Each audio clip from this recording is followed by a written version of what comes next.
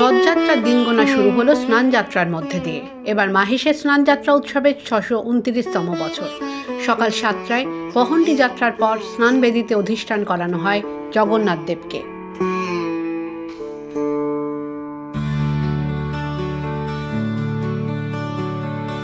এখানেই অবকাশ বেশে গোপাল ভোগ দেওয়া হয় তাকে।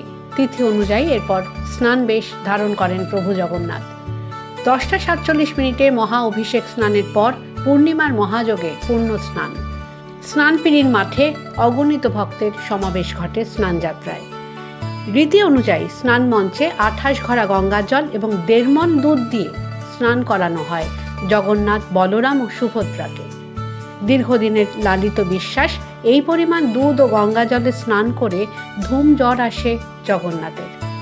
এরপর মন্দিরের দরজা বন্ধ রেখে সেবা শুশ্রূষা করা হয় তাঁর। কবিরাজের পাচন খেয়ে সুস্থ হন তিনি। 10 দিন পর রথে চেপে জগন্নাথ মাসির বাড়ি যান। গতবার ছিল স্নানযাত্রার মোক্ষ যোগ, যা কিনা 47 বছর পর এসেছিল।